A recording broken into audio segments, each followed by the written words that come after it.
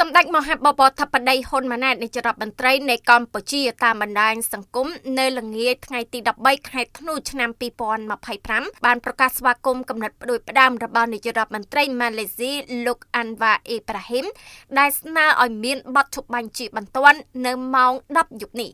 តាមបណ្ដាញសង្គមសម្ដេចបបរធិបតីបានប្រកាសទាំងស្រុងដូចនេះថាកម្ពុជាស្វាគមន៍និងគាំទ្រគំនិតផ្ដួចផ្ដើមរបស់ឯកឧត្តមអាន់វ៉ាអេប្រាហ៊ីមនាយករដ្ឋមន្ត្រីម៉ាឡេស៊ីសម្រាប់ការឈប់បាញ់នាយប់នេះដោយមានការតាមដានត្រួតពិនិត្យដោយក្រុមត្រួតពិនិត្យអ្នកសង្កេតការណ៍អាស៊ានហៅកាត់ថា AOT និងចូលរួមដោយសហរដ្ឋអាមេរិកសូមបញ្ជាក់ថានាយករដ្ឋមន្ត្រីម៉ាឡេស៊ីលោកអាន់វ៉ាអេប្រាហ៊ីមបាននិយាយនៅថ្ងៃសៅរ៍ទី13ខែធ្នូថានៅបន្ទាប់ពីបើកកិច្ចសន្ទនាតាមទូរស័ព្ទជាមួយប្រធានាធិបតីអាមេរិកលោកដូណាល់ត្រាំនិងនៅចំពោះមុខចំនួនព្រំដែនជាមួយកម្ពុជានិងថៃ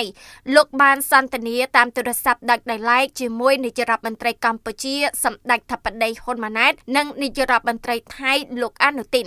ក្នុងកិច្ចសន្ទនាលោកអាន់វ៉ាបានឲ្យដឹងថារូបលោកបានបង្ហាញការព្រួយបារម្ភរបស់ម៉ាឡេស៊ីនិងជំរុញឲ្យភាគីទាំងពីរអត់ធ្មត់ជាអតិបរមាបញ្ឈប់រាល់អរិភាពនិងបញ្ជៀសរាល់ការធ្វើសកម្មភាពយោធាដែលនាំឲ្យចំនួនកើនឡើងក្នុងនោះរួមមានទាំងការប្រើប្រាស់កម្លាំងបាយឬការចល័តកងកម្លាំងប្រដាប់អាវុធដែលនឹងត្រូវចូលជាធរមាននៅម៉ោង10យប់ថ្ងៃទី13ខែធ្នូឆ្នាំ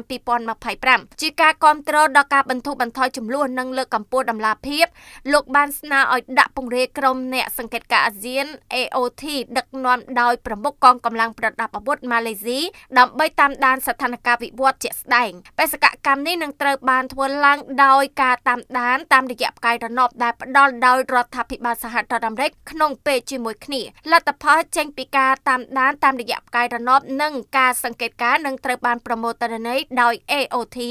ហើយត្រូវធ្វើបទបង្ហាញនៅឯកិច្ចប្រជុំថ្នាក់រដ្ឋមន្ត្រីការបរទេសអាស៊ាននៅថ្ងៃអង្គារទី16ខែធ្នូ